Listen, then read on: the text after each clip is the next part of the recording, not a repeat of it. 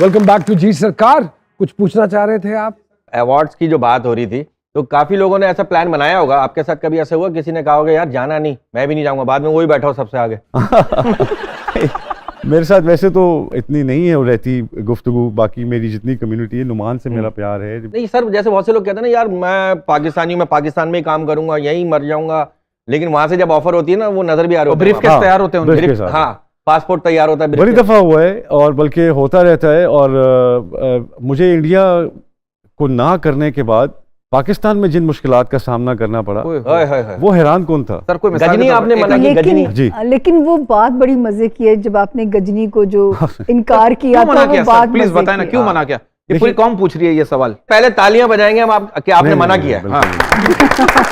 इसके बाद बताइए। इसके बाद बताइए। देखिए वो सिंपल सी बात थी। वो एक ऐसा कैरेक्टर था जो कोई भी कर सकता था, हुजूरीन से मैं हूँ। तो उनको मैंने सिर्फ यही सवाल किया था कि आप पाकिस्तानी एक बंदे को क्यों लेना चाह रहे हैं। तो उन्होंने कहा नहीं जी पता नहीं चलेगा आप पाकिस्तानी। मैंने कहा वो कैसे नहीं पता चलेगा। दूसरा विलन का कैरेक्टर है, और विलन भी बहुत बुरा वाला जो बच्चों के पार्ट्स बेचता है और फलां करता है और बुरे ड्रग्स और एनीथिंग।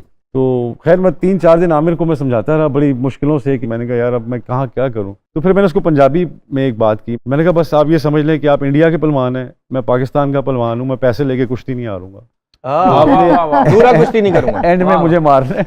वो लोगों ने मानना नहीं। मैं लोगों के दिलों में रहता हूँ, अपने मुल्क में रहता हूँ, प्यार करते हैं लोग, इज्जत देते हैं। तो वाइंड अप में तो आपने मेरा वही हाल करना है जो हर विलन का होता कितना है। अमल दखल होता है एक्टिंग, जो हमें सिखाया गया और बताया गया है कि जात की नफी का नाम है। जब आप कोई किरदार कर रहे होते हैं वो आप नहीं होते, बिल्कुल सही, वो तो किरदार होता है। डोंट यू थिंक सो कि जो आपने स्टेटमेंट अभी दी है वो नहीं मैं इसलिए कहना चाह रहा हूँ कि वो रोल कोई भी कर सकता था। हाँ, उसमें कोई जरूरी नहीं था कि मुझे पाकिस्तान से इंपोर्ट किया एक जाए। पर्सनल रीजनिंग थी आपकी कि ये कोई मुझे भी कर लगा सकता कि है, ये- तो व्हाई मी इसलिए बिकॉज आपके पास बहुत अच्छे अच्छे एक्टर्स हैं। आपकी एकेडमी 300 से 400 बच्चा रोज एक्टर निकालती है, निकाल रही है। आप वहां से उठे एक हवा में उड़ के यहाँ आए और आपने कहा यहाँ का एक बंदा चाहिए।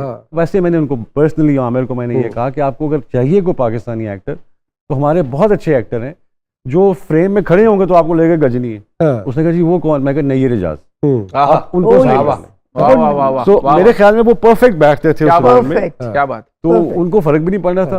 तो मुझे लगा कि इधर से वो आना, शायद आमिर साहब ये सोच रहे हो कि हीरो का विलन का खूबसूरत होना जरूरी है, तो इसलिए बेशक बेशक मैं एक हद तक इनकी बात से बिल्कुल इत्तेफाक बिल्कुल सही करता सर, हूं वो कि क्लियरफाई हो गया। अगर आपने कुछ आप चाहते हैं कि मैं काम करूं तो उस लेवल का भी तो होगा। उस लेवल का भी कि तो। जब मैं आपके सामने खड़ा हूं तो पता चले कि दो जान दो सर खड़े आप किस लेवल का चाह रहे थे? मतलब वहाँ कुछ आपके जहन में था कि मैं नहीं, मैं तो किसी चाह ही नहीं हीरोइन रहा कोई था। जहन में हो कि वो नहीं है? देखिए मेरे वालिद ने सारी ज़िंदगी फिल्में बनाई, ये अमन कश्मीर के ऊपर बनाई। तो मैं बिल्कुल फनकार हूँ मैं, लेकिन मैं अपने वालिद का बेटा पहले हूँ। वालिद की तस्वीर दीवार पे लगाने से आप उनके बेटे नहीं बनते। उनके असूल और उनकी जो आइडियोलॉजी है उसको लेके फॉलो करना बहुत जरूरी फॉलो है। करना है। शान भाई आप और नमन भाई से सवाल है, आजकल के कुछ हीरो में आटे में नमक के बराबर, आप मानते हैं उन हीरोज में थोड़ा थोड़ा उमराव जान भी है? थोड़ा नहीं, अच्छा खासा है, अच्छा खासा है, क्योंकि दोनों दबंग पर्सनालिटी। तो आप मानते हैं कि थोड़ा थोड़ा हीरोज आ रहे हैं वो 0 साइज के आ रहे हैं आज। हाँ, सबकी जैसी दाढ़ी है। अब ये वाली छाती चौड़ी और ये जरा डोले शोले खत्म हो गए बिल्कुल। लेकिन वो मुझे लगता है कि ये भी जब चेहरे से ज्यादा जिस्म पे तवज्जो करनी शुरू कर दे तो फिर एक्टिंग नहीं है। अच्छा, एक रीजनिंग तो हो गई कि हुकूमत ने कभी हमारी इंडस्ट्री में इंटरेस्ट नहीं लिया। दूसरा मेरा मानना ये भी है कि हम खुद भी इसके जिम्मेदार हैं। हमने चीज़ों को जैसे अपग्रेड करना चाहिए था वैसे अपग्रेड नहीं किया। जैसे जिन 5 बड़े लोगों ने ये 5 बड़े स्टूडियोज बनाए हैं, आगे से उनकी औलादें, मेरा मानना ये है कि संभाल नहीं सकी, ठीक, और उन्होंने बर्बाद कर दिया सब कुछ।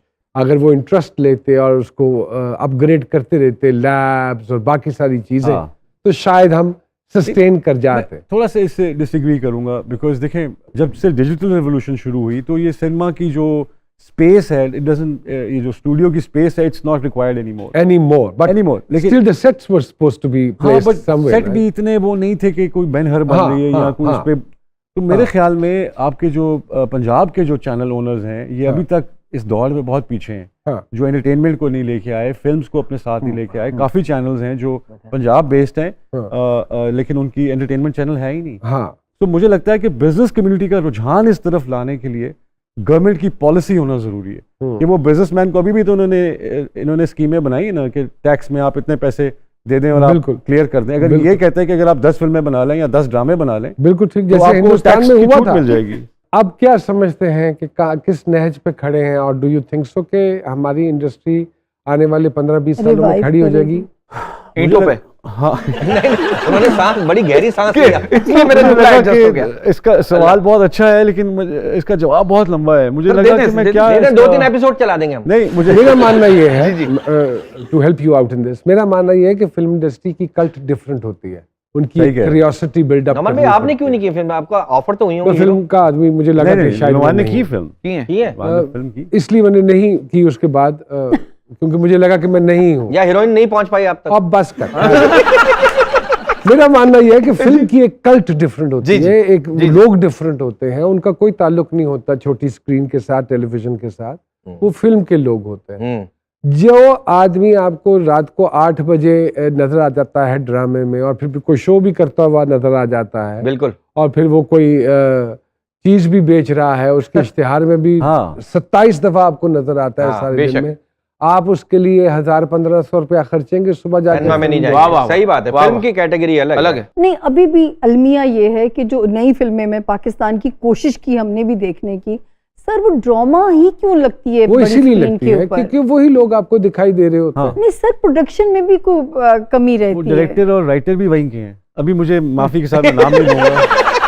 ड्रामे के ही है। ड्रामे के ही है। ड्रामा ही लिखने वाला फिल्म लिख रहा हाँ, है, या हाँ। तो इश्तिहार बनाने वाला 25 सेकंड का जो इश्तिहार बनाता वो है, फिल्म कर वो रहा है। 2.5 घंटे की फिल्म कैसे बनाएगा? ओए होए। वो तो मेंटली ट्यून्ड है 25 सेकंड के ऊपर। हाँ। नहीं बड़ा सिंपल सा इसका मैच है। फिल्म जो है ना वो T20 है और ड्रामा जो है वो टेस्ट मैच है। वाह वाह वाह वाह वाह है दोनों वाह। क्रिकेट। आपने 2.5 घंटे में आपने परफॉर्म करना है हर हाल में। एग्जैक्टली आपके जो फिल्म का एक्टर होता है उसके अंदर एक घड़ी चल रही होती है, स्टॉप वॉच। हाँ। उसको पता होता है कि मैंने एग्जैक्टली कितने टाइम में ये शॉट डिलीवर करना है। हम्म। अगर वही शॉट मुझे टीवी में देना पड़ेगा तो मेरे पास फ्रीडम आ जाती है कि मैं इसको 20 सेकंड भी ले जाके method is different. Method is different but the game is the same.